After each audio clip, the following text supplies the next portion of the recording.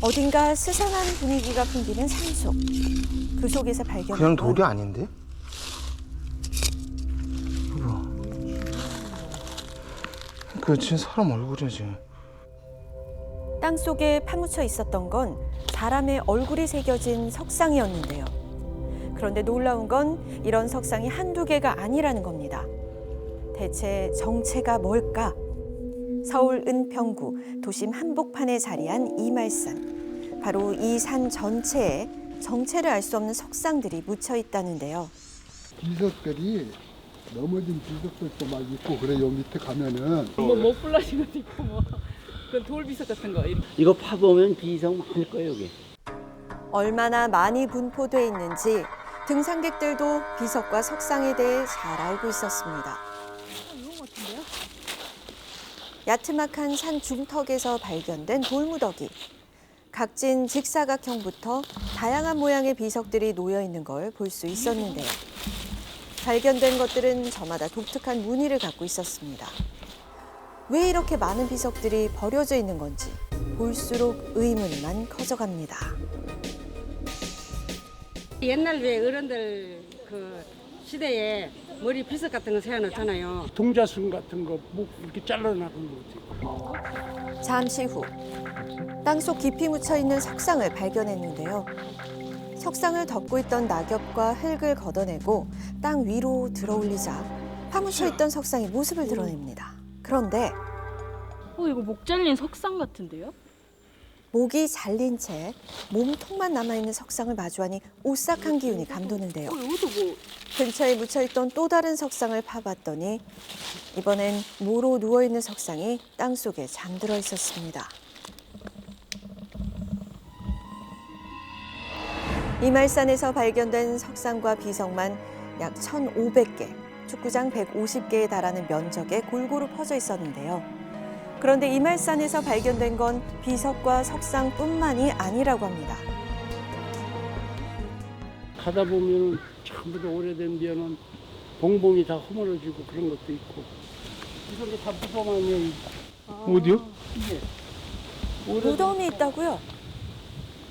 알고 보니 봉분 위에 풀과 나무가 자라나 그 흔적이 사라졌던 겁니다. 석상만큼이나 무덤이 많이 자리하고 있다는데요. 이제 그렇겠죠. 뭐 전체가 여기가 다 저기 묘지였다니까는. 공동묘지라고 봐야 되겠지.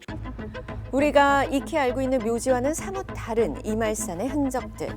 정말 이곳이 공동묘지가 맞는 걸까? 전문가에게 자문을 구해봤는데요. 성물의 여러 가지 이제 모양들을, 형태들을 봤을 때, 네, 무덤에서 보여지는 석상들로 가늠이 됩니다. 그 가운데 혼유석, 그다음에 상석, 그다음에 이제 향로석 이렇게 일자로 쭉 배치가 되거든요. 봉분 앞에 놓인 혼유석을 비롯해 묘지의 기본적인 요소들을 갖추고 있다는데 사람을 형상화하는 문인석이나 무인석 또는 뭐 동자석 이러한 석물들 같은 경우는 고인을 좀 지켜준다라는 의미, 호위한다라는 의미를 가지고 있고 평민이기보다는 조금 그래도 직위가 있을 걸로 판단이 되고 관리가 안 돼 있는 걸 보면 후손들이 좀 없다라고 판단이 되죠. 성물의 모양을 보아 높은 지위를 가졌던 사람들의 묘지로 추정된다는데요. 하지만 묘지의 형태를 보면 이후 관리가 전혀 되지 않은 모습이랍니다. 이게 요새 묘는 아니잖아요. 오래됐으니까 이게 몇백 년 됐을 거 아니에요. 이게 뭐 100년, 200년 된 것은 아닐 것 같아요. 흔히 볼 수 없는 모양의 성물과 무덤 위를 덮은 세월의 흔적들. 이말산 묘지는 대체 언제 만들어진 걸까? 손으로 만들었어요. 손으로 쪼아가지고 정으로 쪼아가지고 만들었는데 석질은 지금 나오는 것보다 엄청 물러요. 지역마다 틀린데 기계로 만들어지는 현대 성물과는 확연히 다른 모습. 많이 쓰고 있어요. 수작업으로 한 거는 조금 끝이 뭉틀뭉틀해가지고 좀 저런 각이 없는데 지금은 이제 기계로 하다 보니까 저런 각들이 그냥 이렇게 세워져 있죠. 조선시대 때 그때부터 이렇게 만들었다고 봐야죠. 조선시대부터 있었을 것으로 추정되는 묘지. 대체 누구의 것일까? 이말산을 오랫동안 연구한 전문가와 함께 살펴봤는데요.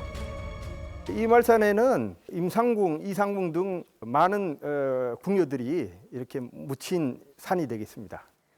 궁녀의 무덤이라는 설명. 대표적인 궁녀 무덤인 상궁 임시 무덤이 이를 증명하는데요. 비문을 보시면은 상궁 옥구 임시 지묘라고 되어 있습니다.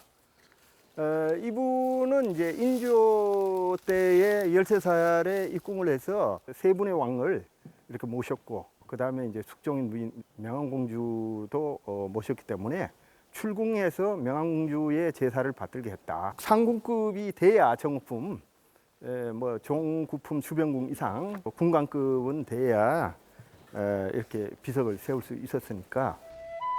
죽는 순간까지 왕과 왕비를 보필한 상궁 임시의 삶은 궁녀의 보편적인 삶이었습니다.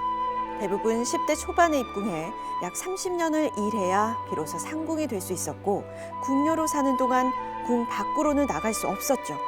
생을 마감한 후에야 처음이자 마지막으로 궁을 나갈 수 있었습니다. 이말산에는 궁녀, 내시, 역관, 여항시인, 뭐 사대부 묘가 많지만은 아직 그 확인되지 않은 궁녀 묘도 상당수 있는 걸로 추정이 됩니다. 평생을 왕과 왕비를 위해 헌신하다 세상을 뜨고 나서야 자유로워질 수 있었던 궁녀들. 이들의 마지막 출궁 장소가 바로 이곳 이말산 묘자리였던 겁니다. 그런데 다른 많은 산 중에서 왜 하필 이곳 이말산에 궁녀들이 묻히게 된 걸까요? 평민들의 묘역도 마찬가지고 왕릉까지도 도성 안에는 묘역을 조성할 수 없었기 때문에 성저 심리 바깥 지역에 묘역을 조성할 수 있게 돼 있는 규정이 조선시대에 있었습니다. 한양 도성으로부터 심리, 그러니까 약 4km 이내의 지역에서는 매장을 할 수가 없었는데요. 그 시절 이말산은 매장을 하기에 적합한 여건을 지니고 있었습니다. 성저 심리 바깥에 그 무덤을 조성할 수 있는 그런 괜찮은 땅 중에서, 그러니까 사람들도 그리고 접근이 비교적 편하고 여러 가지 그 풍수지를 따졌을 때 그 무덤을 쓸 만한 마땅한 산으로 평가받았던 데가 이말산이고, 또 거기에 교통의 요지기도 하고 또 산세가 굉장히 좋은 지역으로 알려져 있었기 때문에 그 무덤을 쓰기 좋은 곳이었습니다. 이말산은 도성 심리 경계선과 맞붙어 한양과 가깝고 풍수 지리적 요건까지 알맞아 묘자리로 안성맞춤이었다는데요. 과거 미스터리엠에서 소개한 바 있죠. 서울 초안산 내시 무덤들도 도성에서 10리 이상 떨어진 노원구 지역에 만들어진 것이었습니다. 역사적 의미를 지닌 이말산 궁녀 무덤들. 하지만 궁녀들은 후손이 없는 데다 비지정 문화재여서 관리가 되지 않아 훼손된 상태로 방치돼 있는데요.